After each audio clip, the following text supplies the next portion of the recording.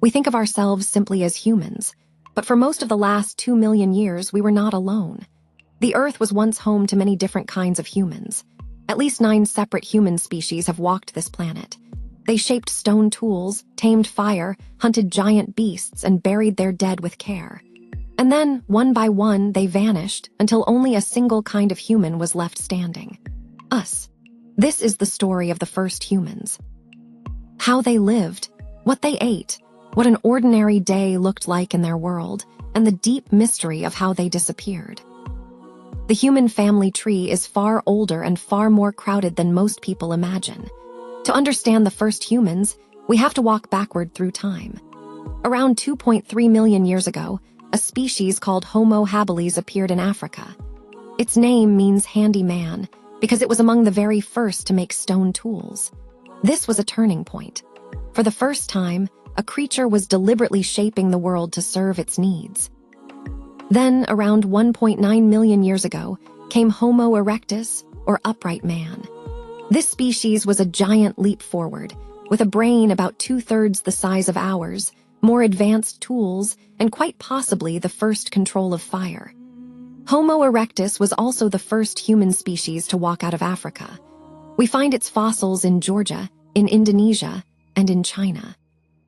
Remarkably, Homo erectus survived for well over 1 million years, making it the most successful human species that has ever existed.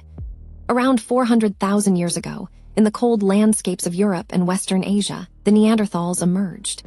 They were stocky and powerful, built for the cold, and their brains were actually slightly larger than our own. They were not the dim cave brutes of old cartoons.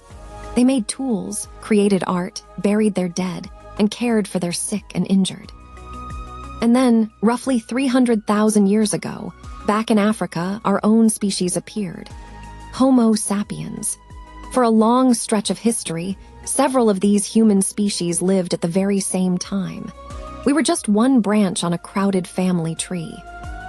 Early humans were nomads. There were no farms, no villages, and no cities. They were hunter-gatherers, which means they survived by hunting animals and gathering wild plants, always moving with the seasons and following their food. They lived in small bands, clans of roughly 50 to 100 people, often related to one another. In a world full of predators and hardship, cooperation was not optional. It was the key to staying alive.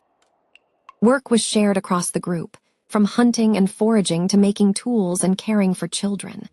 Their technology began with stone. By carefully striking one rock against another, they chipped away flakes to create sharp edges, a skill we call knapping. From flint, wood, and bone, they made spears, scrapers, and blades. But the single greatest tool was fire. The oldest known hearths are at least 790,000 years old. Fire gave warmth inside cold caves, light against the darkness, and protection because few animals will approach a flame. It even became a hunting weapon, used to drive prey out of hiding. And around that fire, the group gathered, talked, and bonded. For shelter, they used caves where they could find them and built open-air camps where they could not. In places where wood was scarce, they did something astonishing. They built frames out of the enormous bones of dead mammoths and draped them with animal hides to make homes. The idea that early humans ate nothing but meat is a myth. So is the idea that they were gentle vegetarians. The truth is that they were flexible and opportunistic eaters who took whatever the land could give. Hunting large animals was the jackpot. A single big kill could feed an entire band for weeks. They hunted mammoths, woolly rhinos, reindeer, and bears, and in the warmer lands of Africa, even elephants and hippos. To give you a sense of the scale, one hippopotamus could feed a group of 25 people for around 3 weeks. Hunting big game returned many times more calories per hour than gathering plants. But it was dangerous and it was unreliable. So the steady backbone of the diet was plants. Roots, tubers, seeds, nuts, fruit, and berries. And they did not simply eat them raw. Archaeologists have found that early humans pounded tubers, ground and roasted wild grass seeds, and even used plants with bitter and sharp flavors, an early form of seasoning. This was real cooking, with several careful steps. And cooking changed everything. Applying fire to food unlocked nutrients, made meals far easier to chew and digest, and destroyed natural poisons in many plants. In effect, fire let them squeeze more energy out of the same food. Many scientists believe this extra energy is part of what fueled the growth of the large human brain. We can never know the exact details, but by combining archaeology with studies of modern hunter-gatherer peoples, we can paint a realistic picture of an ordinary day. It began before sunrise. Early humans tended to do their hardest physical work in the cool light of the morning, and there was a lot of it. Modern hunter-gatherers walk enormous distances, often 18 to 19,000 steps a day for the men, and around 11,000 for the women.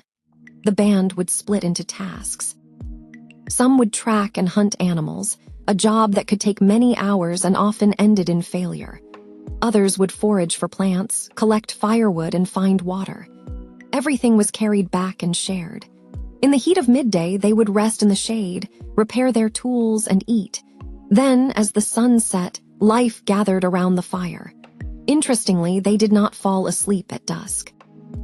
On average, people stayed awake about 3 hours after dark, cooking, eating, crafting new tools and weapons, telling stories, and planning for the next day.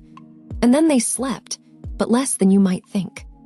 Around 6.5 hours a night, often less than we sleep today, and about an hour longer in the depths of winter. They rarely napped, and they almost always rose before the dawn to do it all again. Here is the first thing to understand. We Homo sapiens did not go extinct. It was every other human species that vanished. By around 40,000 years ago, out of all those different kinds of humans, only one was left: us. So what happened to the others? Take Homo erectus, the great survivor. After more than 1 million years, its final populations clung on in Indonesia, but their world changed. The open woodland they knew slowly turned into dense rainforest, and they could not adapt to it. Climate, in the end, appears to have closed the door. The Neanderthals are the greatest mystery of all. They disappeared around 40,000 years ago, and scientists still debate exactly why. It was not simply the cold, because they were built for the cold and had survived ice ages before.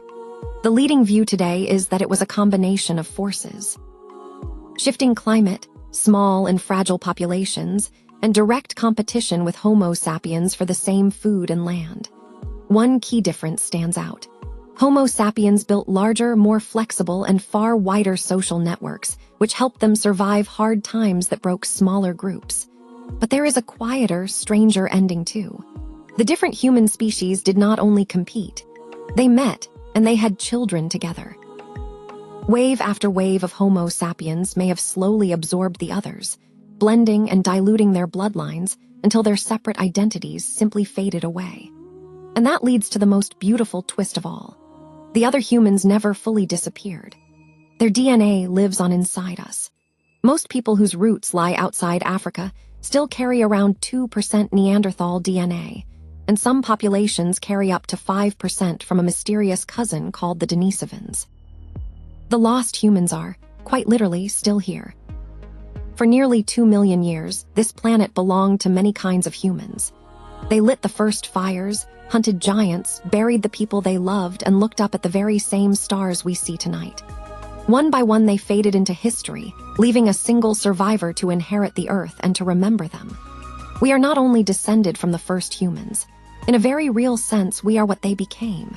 Thanks for watching The Cosmic Brief. The Universe Explained.